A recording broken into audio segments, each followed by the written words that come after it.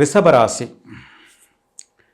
நளினம், நண்பகத்தன்மை, கலை நுணுக்கம், கலை ஆர்வம், எதையுமே பார்த்திங்கன்னா காந்தம் போல் ஈர்க்கக்கூடிய ஒரு தன்மை அனைத்துமே பார்த்திங்கன்னா இந்த ரிஷபராசி நேயர்களுக்கு தாங்க இருக்குது. ஏன்னா ராசியாதிபதி சுக்கிரன் வந்து பார்த்திங்கன்னா கலையின் அரசன் இல்லைங்களா? சுக்கிரன் தான் பார்த்திங்கன்னா கலையினுடைய அரசன் அப்படின்னு சொல்லலாம். அந்த அமைப்பில் வந்து பார்த்திங்கன்னா இந்த ராசியாதிபதி வலுவாக இருக்கும்போது இவங்களுக்கு வந்து எல்லா அமைப்புகளும் மிகவும் சிறப்பாக இருக்கக்கூடிய ஒரு நல்ல அமைப்பு தானுங்க. இந்த ராசியாதிபதி பார்த்திங்கன்னா உங்களுக்கு வந்து 10ஆம் இடத்துக்கு வந்து போகிறதும் ஒரு அருமையான யோக அமைப்புங்க. அதாவது மாளவியா யோகம் அப்படிங்கிற ஒரு அமைப்பு நெருக்கமாக போயிடுச்சுங்க. அதாவது 9ஆம் இடத்துக்கு போகிறாரு. இது என்னன்னா இது நாள் வரை இருந்து வந்த சில சங்கடங்கள்லாம் விலகக்கூடிய ஒரு தன்மை இருக்குதுங்க. இந்த டிசம்பர் மாதம், அதாவது இப்போ இருக்கக்கூடிய கிரக நிலையை வைத்து இந்த டிசம்பர் மாத பலன்களை உங்களுக்காக தொகுத்து வழங்குவது உங்கள் ஜோதிடர் பண்டிட் உத்தரகுமார், கொங்கு மண்டலத்திலிருந்து. 3ஆம் இடத்துல ராசிக்கு 3ஆம் இடத்துல செவ்வாய், 5ஆம் இடத்துல ராகு கேதுக்கள், 7ஆம் இடத்துல சூரியன் புதன், 8ஆம் இடத்துல சுக்கிரன், 10ஆம் இடத்துல சனி. இதுதாங்க இந்த மாதனுடைய கிரக அமைப்புங்க. இந்த மாத கிரக நிலைகளை எடுத்து பார்க்கும்போது மிக மிக அற்புதமான அமைப்புங்க. எஸ், 3ஆம் இடத்துல செவ்வாய் உங்களுக்கு தைரியத்தை கொடுக்கக்கூடிய அமைப்புங்க. 5ஆம் இடத்துல ராகு கேதுல இருக்கிறப்ப உங்களுக்கு இது நாள் வரை இருந்து வந்த பூர்வீக விஷயத்தில், குழந்தைகள் விஷயத்தில், தந்தையாரின் விஷயத்தில் இருந்து வந்த சங்கடங்கள்லாம் விலகக்கூடிய ஒரு அற்புதமான கிரக அமைப்புங்க. 7ஆம் இடத்துல சூரியனும் புதனும் மிக மிக அற்புதங்க. மிக மிக அற்புதமான ஒரு காலகட்டம். ஏன்னா 7ஆம் இடத்துல சூரியன் வந்து வலுவாக இருக்கிறதும், நட்பு ரீதியாக உட்கார்ந்து இருக்கிறதும், அங்கேயே புதன் வந்து குருவின் பார்வையில் இருக்கிறதும் மிக மிக சிறப்பான அமைப்புங்க. குருவே வந்து லக்கணத்தில், அதாவது ராசியில், குருவே ராசியில் இருக்கிறது மிக மிக அற்புதமான அமைப்புங்க. சரிங்களா? ஏன்னா 8ஆம் அதிபதி லக்கணத்தில் ராசியில் உட்காரும்போது கட்டாயம் பண மழையை கொட்ட வைப்பாருங்க. திடீர் அதிர்ஷ்டங்கள் உங்களுடைய வாயிற்கதவை தட்டக்கூடிய ஒரு அற்புதமான மாதங்க. திடீர் அதிர்ஷ்டம் நம்மளுக்கெல்லாம் எங்கேயும் அதிர்ஷ்டமே கிடைக்க போகிறதில்ல அப்படின்னு நினச்சிட்டு இருக்கிற ரிஷபராசி நேயர்களுக்கு கட்டாயம் திடீர் பணமழை கொட்டக்கூடிய ஒரு நல்ல அற்புதமான காலகட்டங்க. ஏன்னா வந்து பார்த்திங்கன்னா பூர்வீகஸ்தானம் வலுவாகுது. 8ஆம் இடம் வந்து மிகவும் சிறப்பாக அமையப்போகுது. 7ஆம் இடத்துல புதனே அமர்ந்திருக்காரு. 10ஆம் இடத்துல சனி பகவான் மிகவும் வலுவான நிலையில் இருக்கார். இது எல்லாமே வந்து பார்த்திங்கன்னா ராசியிலே வந்து பார்த்திங்கன்னா குருவின் சாரம் மிகவும் அமைப்பாக இருக்குது. குருவின் அமைப்பு வந்து மிகவும் சிறப்பாக அமைந்திருக்காரு. அப்போது ராசியிலேயே வந்து குரு அமர்ந்திருப்பது உங்களுக்கு 8ஆம் அதிபதியினுடைய அமைப்பு வந்து மிகவும் சிறப்பான அமைப்பு இருக்கிறது. அதிர்ஷ்ட மழை கொட்டக்கூடிய ஒரு நல்ல காலகட்டம் இந்த காலகட்டம். இந்த காலகட்டத்தில் நீங்கள் வந்து வியாபாரமாகட்டும், தொழிலாகட்டும், வேலைக்கு போகிறவங்களாகட்டும் மிகவும் அருமையான காலகட்டங்க. இந்த காலகட்டத்தில் நீங்கள் வேலைக்கு போயிட்டுருக்கிறீங்களா, கட்டாயம் பதவி உயர்வு கிடைக்குங்க. கட்டாயம் உங்கள் ஆஃபீஸில் நீங்கள் தாங்க ஹெட்டு. நீங்கள் தான் ரிஷபராசிக்காரங்களுக்கு இந்த மாத கிரக நிலை அமைப்பை வச்சு பார்க்கும்போது கட்டாயம் வந்து பார்த்திங்கன்னா உங்களுக்கு ஆஃபீஸில் வந்து நல்ல விதமான பெயரும் புகழும் கிடைக்கக்கூடிய ஒரு நல்ல காலகட்டம் இந்த காலகட்டம். நீங்கள் வியாபாரம் பண்ணிகிட்டு இருக்கிறீங்களா, சிறு குறு விவசாய நீங்கள் அதாவது வியாபாரம் பண்ணிகிட்டு இருக்கிறீங்களா, உங்களுக்கு வந்து பார்த்திங்கன்னா பணமழை கொட்ட போகுதுங்க. எஸ், நல்ல லாபங்கள், அதிர்ஷ்டகரமான வாய்ப்புகள் உங்கள் வாய்க்கவை தட்டக்கூடிய அமைப்புங்க. ஏன்னா லக்கணத்திலே, அதாவது ராசியிலேயே குரு அமர்ந்திருப்பதும், 9ஆம் இடத்துக்கு சுக்கிரன் அதாவது பயிற்சி ஆகிறதும் மிகவும் சிறப்பான காலகட்டங்க. உங்களுடைய பூர்வீக விஷயத்தில் இது நாள் வரை இருந்து வந்த சங்கடங்கள் விலக போகுதுங்க. சங்கடங்கள் விலகினாவே சந்தோஷங்கள் பிறக்கும் இல்லையா?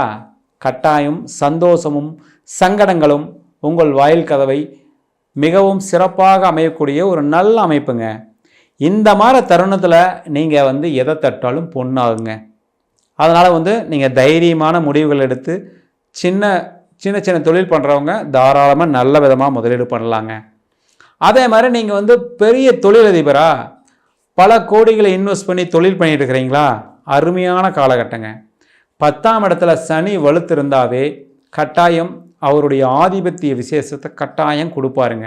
அப்போ என்ன, சனி பகவான் கொடுக்கறதை யாராலையும் தடுக்க முடியாது. அதனால் உங்களுக்கு தொழில் மேம்பாடு அடையக்கூடிய நல்ல மாதமாக இந்த மாதம் அமைகிறதுங்க.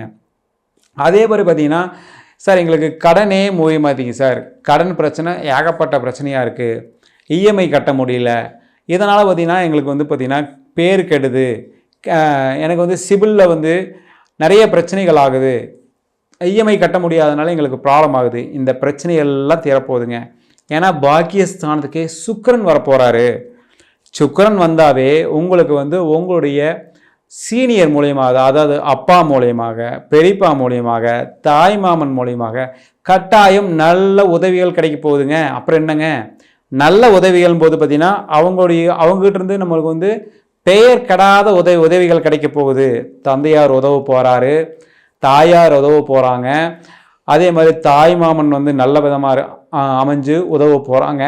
அதே மாதிரி சகோதர வழிகள் இது நாள் வரை இருந்து வந்த சங்கடங்களும் விலகக்கூடிய ஒரு அற்புதமான மாதங்க.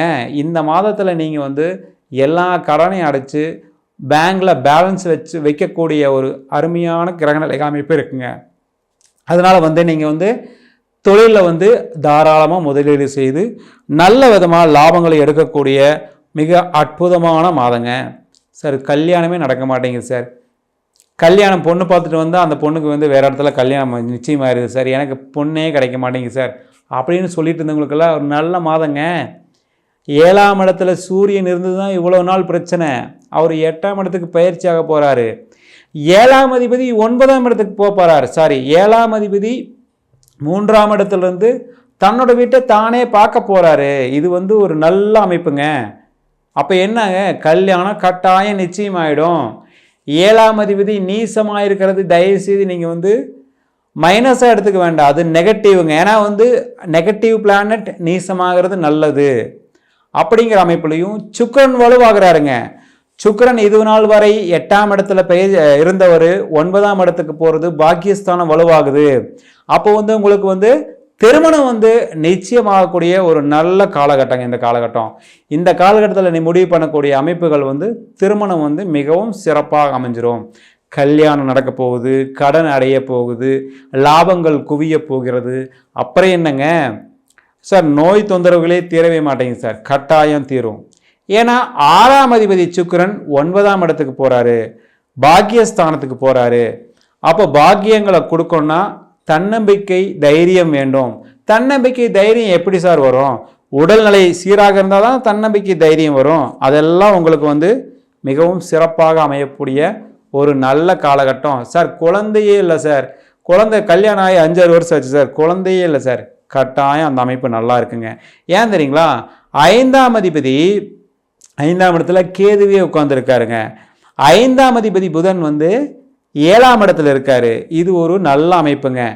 7ஆம் இடத்துல புதனும் சூரியனும் சஞ்சாரம் பண்ணிட்டு இருந்தது. சூரியன் பயிற்சி ஆகும்போது அந்த 7ஆம் அதிபதி நிஷ்பலம் அப்படிங்கிற ஒரு அமைப்பில் வர்றது ஒரு நல்ல அமைப்பு தானுங்க. அதனால் வந்து அவங்களுடைய தசாபுத்திகள் அடிப்படையில் அந்த பலன்கள் நம்ம பார்க்கலாங்க. அதனால் வந்து பார்த்திங்கன்னா குழந்தைகள் பிரச்சனை, திருமணம் ஆக போகிறது, கடன் அடைய போகுது, எல்லா அமைப்பும் நல்ல சிறப்பாக அமைஞ்சிருக்கு. அப்போது கட்டாயம் நல்ல வாய்ப்புகள் உங்கள் வாயில் கதவை தட்டக்கூடிய ஒரு அற்புதமான மாதம் தாங்க இந்த மாதம். இந்த மாதத்தில் நீங்கள் எடுக்கக்கூடிய முடிவுகள் உங்களுக்கு மிகவும் லாபகரமாகவும் சந்தோஷமாகவும் நல்ல தருணங்களில் வந்து சேர்ந்து உங்களுக்கு மேலும் வாய்ப்புகளை மிகவும் ஆக்கக்கூடிய மாதமாக இந்த மாதம் அமைகிறது ரிஷபராசிக்கு. மேற்கண்ட பலன்கள் அனைத்துமே கோச்சார கிரகங்களுடைய அமைப்பில் வந்து நம்ம வந்து பலன் சொல்கிறோம். அது மிகவும் சிறப்பாக அமையுதுங்க.